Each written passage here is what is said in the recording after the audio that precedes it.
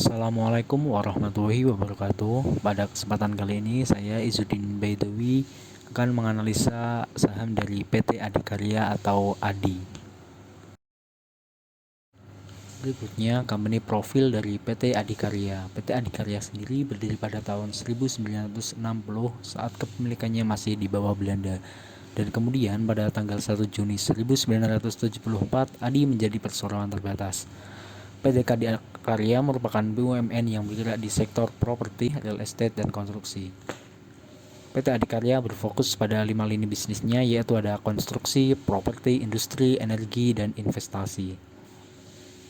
Untuk struktur kepemilikan saham, 51% dipegang oleh negara Indonesia dan 49% dipegang oleh masyarakat Indonesia sendiri. Kemudian PT Adikarya juga memiliki beberapa anak perusahaan seperti PT Adi Persada Properti, PT Adi Persada Beton, PT Adi Persada Gedung, PT Adi Komuter Properti, PT Dumai Tirta Persada, PT Jalintim Adi Abipari Raya, dan PT Adi Jalintim Riau. Selanjutnya dilihat dari makroekonomi. Untuk ekonomi global ada potensi perlambatan ekonomi pada tahun 2022. Pada tahun 2021, laju ekonomi terlihat mulai mengalami perbaikan ke arah pertumbuhan positif setelah sebelumnya mayoritas negara yang mengalami kontraksi akibat pandemi COVID-19. IMF memproyeksikan ekonomi dunia akan tumbuh 5,9%. Untuk ekonomi domestik sendiri, pada pertumbuhan ekonomi tumbuh positif, melanjutkan pertumbuhan positif sebelumnya dari tahun 2021.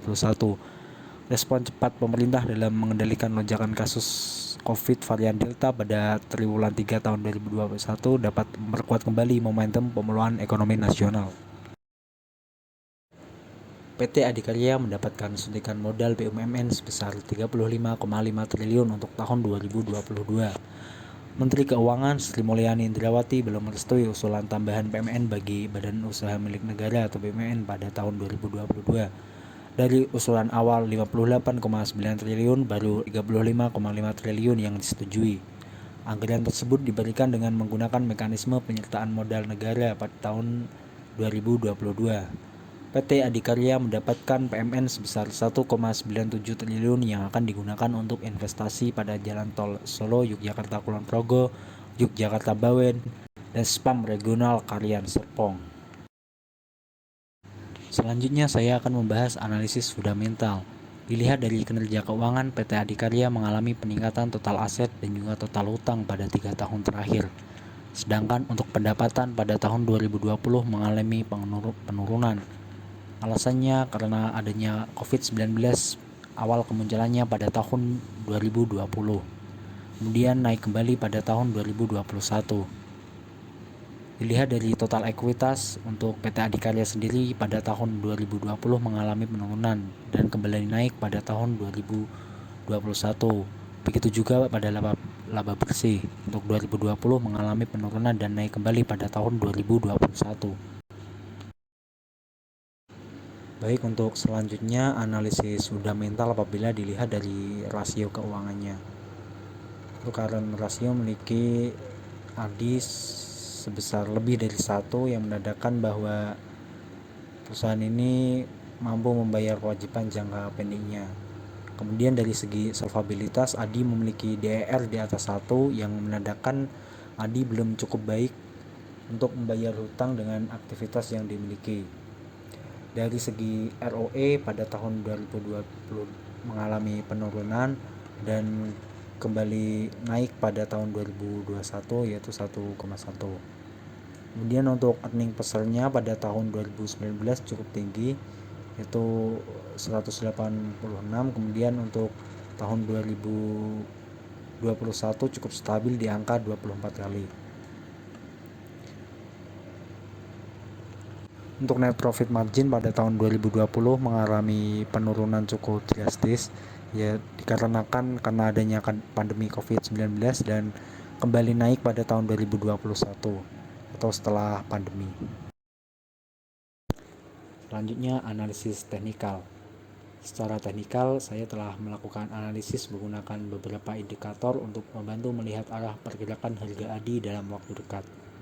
Saya menggunakan Fibonacci retracement untuk mengetahui titik support and resistance. serta prediksi harga saham ADI dalam waktu dekat. Selain itu, saya juga menggunakan indikator tambahan seperti MACD dan juga Stochastic. Saya mendapati bahwa sejak pertengahan 2021, ADI sedang mengalami downtrend yang awalnya terlihat perlahan menjadi sangat drastis.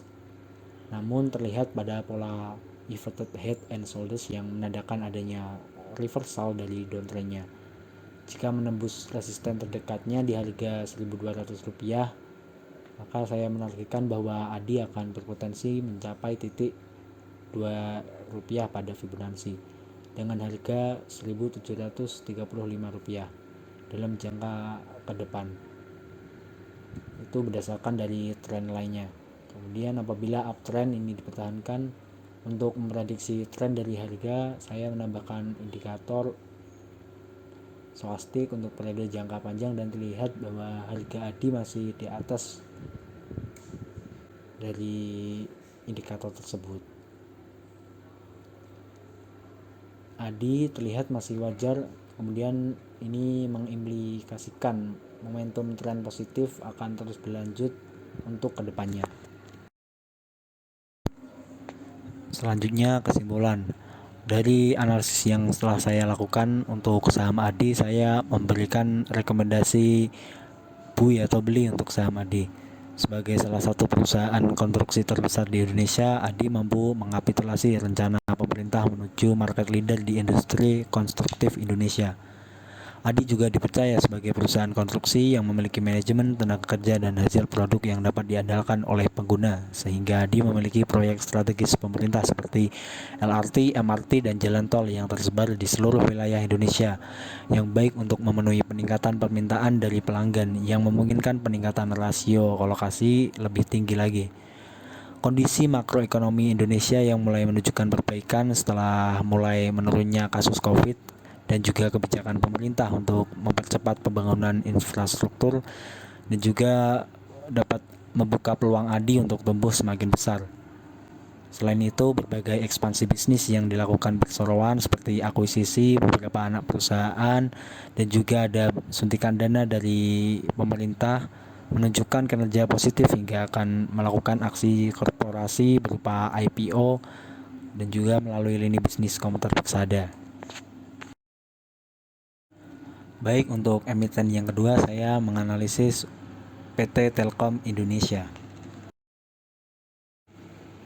Baik, untuk selanjutnya company profil dari Telkom sendiri. Untuk Telkom Indonesia berdiri pada 24 September 1991.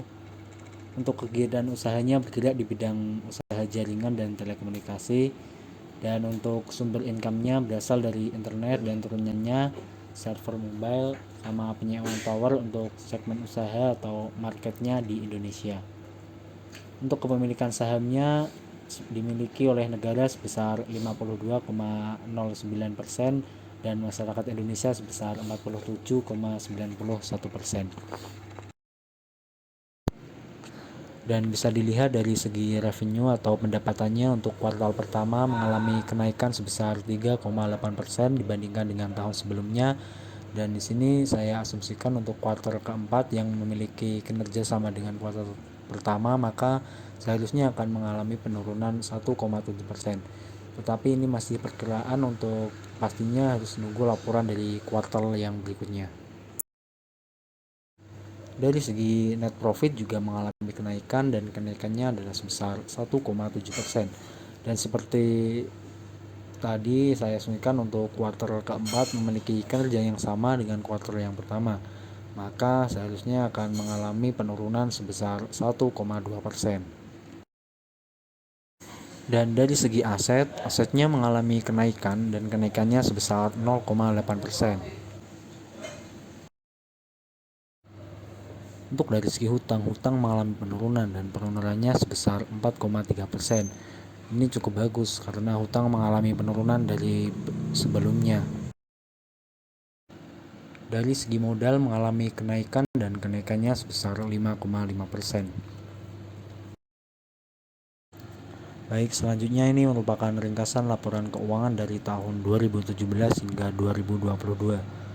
Dan rasio keuangan yang pertama adalah net profit margin. Untuk profit margin pada tahun 2022 ini diprediksi sekitar 17,33% dan membuat IPS-nya menjadi 246 dan membuat PR-nya di 17,1 kali. Dan kalau lihat secara historisnya untuk rata-rata PR-nya mungkin ini yang lebih tinggi karena PR terendah di tahun 2022, yaitu pada tahun awal mula COVID-19 masuk ke Indonesia. Dari segi book value sekarang di 1548 dan membuat PBV di 2,72 kali. Dan kalau kita lihat secara historisnya mungkin ini udah kembali ke masa sebelum pandemi untuk dari harga saham Telkom. Kemudian dari segi DER di 0,82 kali. Dan ini cukup bagus di mana di tahun 2020 DER-nya pernah mencapai angka 1 dan sekarang sudah mengalami penurunan di bawah 1. Untuk segi ROE di 15,91% dan kalau kita lihat secara historisnya mungkin pada tahun 2020 secara ROE-nya mungkin lebih bagus, yang dimana memang dari segi modalnya juga belum setinggi saat pada sekarang ini atau pada tahun 2022. ROE di 8,73%. Untuk harga sahamnya di 4210 dan dari analisis fundamental saya bisa menengkakan nilai intrinsiknya sekitar 3.600, jadi memiliki margin of safety minus 14%.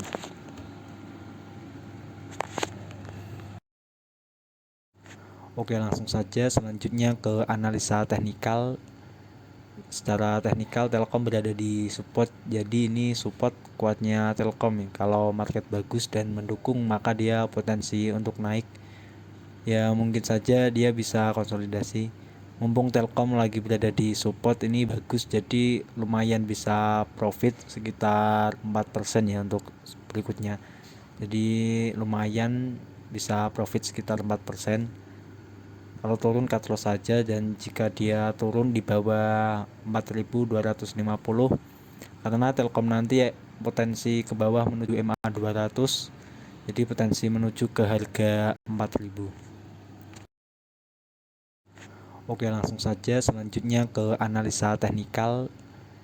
Secara teknikal Telkom berada di support, jadi ini support kuatnya Telkom. Kalau market bagus dan mendukung maka dia potensi untuk naik. Ya mungkin saja dia bisa konsolidasi. Mumpung Telkom lagi berada di support ini bagus, jadi lumayan bisa profit sekitar 4% ya untuk berikutnya. Jadi lumayan bisa profit sekitar 4%. Kalau turun cut loss saja, dan jika dia turun di bawah 4250 karena Telkom nanti potensi ke bawah menuju MA 200, jadi potensi menuju ke harga 4000. Baik, untuk selanjutnya masuk ke kesimpulan dari saham Telkom ini. Yang pertama, dari produk dan jasanya cukup bagus karena perusahaan ini mampu bertahan 5-10 tahun ke depan. Kemudian untuk revenue dan net profit juga cukup bagus karena mengalami kenaikan terus. Kemudian untuk segi aset juga cukup oke karena mengalami kenaikan. Untuk liability cukup bagus karena DER-nya sudah di bawah 1. Untuk book value masih kurang karena harga sekarang masih di atas harga book value-nya. Kemudian untuk secara sektor cukup bagus sektor Telkom ini. ROE cukup bagus karena di atas 9% atau 2 kali bunga deposito. Untuk margin of safety masih kurang. Untuk dividen bagus karena selama 5 tahun terakhir ini Telkom masih royal memberikan dividen kepada investornya. Kemudian kesimpulan, untuk sementara saya tidak membeli saham Telkom meskipun secara fundamental dari saham Telkom ini sangat bagus, tetapi sementara saya tidak tertarik karena dari harga segitu harganya memang sudah tinggi sekali dan untuk potensi bisa naik mungkin cukup rendah. Untuk saham Telkom ini secara stabilitas dan secara keamanan memang sangat teruji. Demikian tadi analisis dari saya, kurang lebihnya mohon maaf. Terima kasih. Wassalamualaikum warahmatullahi wabarakatuh.